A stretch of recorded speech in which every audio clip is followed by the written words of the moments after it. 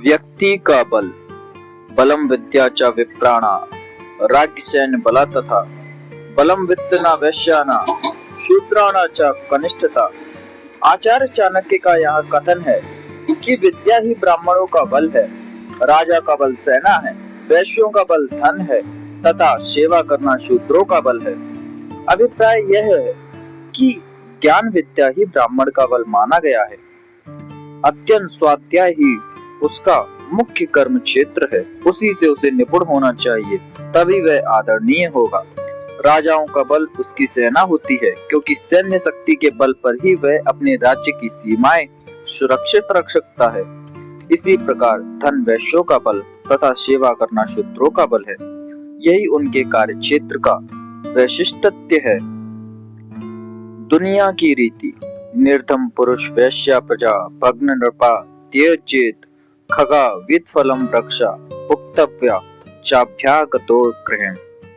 आचार्य चाणक्य यहाँ प्राप्ति के बाद वस्तु के प्रति उपयोगिता हास के नियम को लगाते हुए कहते हैं कि यह प्रकृति का नियम है कि पुरुष के निर्धन हो जाने पर वैश्या उस पुरुष को त्याग देती है, प्रजा शक्तिहीन राजा को और पक्षी फलहीन वृक्ष को त्याग देते हैं। इसी प्रकार भोजन कर लेने पर अतिथि घर को छोड़ देता है। अभिप्राय यह है कि वैश्य अपने पुराने ग्राहक को भी उसके गरीब पड़ जाने पर छोड़ देती है।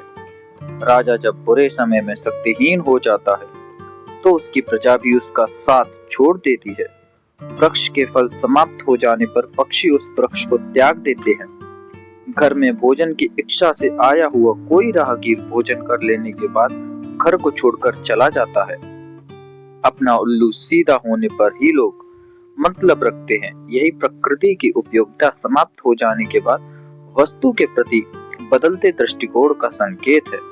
यह संदर्भ में यहाँ आचार्य चाणक्य ने कुछ उदाहरण से व्यक्ति के कर्तव्य पालन पर बल दिया है कि धन के कारण वैश्या जिसे अपना प्रेमी कहती है, निर्धन होने पर उसे मुंह मोड़ लेती है। इसी प्रकार अपमानित राजा को प्रजा त्याग देती है और सूखे ठूंठ वृक्ष से पक्षी उड़ जाते हैं।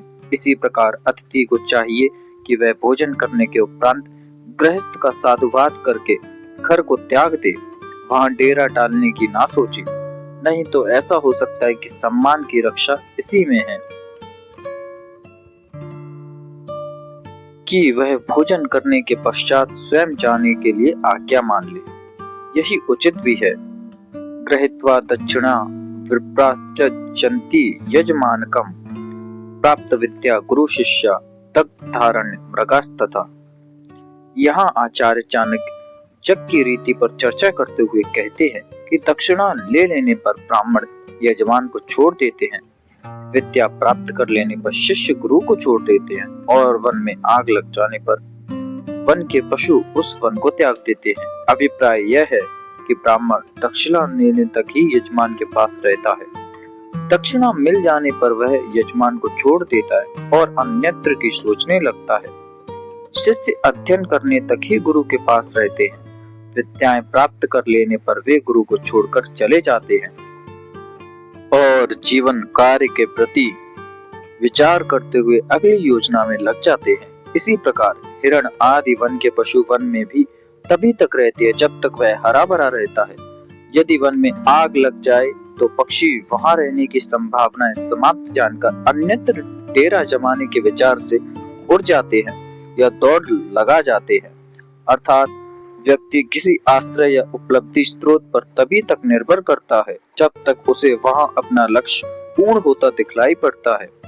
लक्ष्य पूर्ण होने पर उपयोगिता हास का नियम लागू हो जाता है। ओ राम कृष्ण की प्यारी गैया सारे जग की माता है।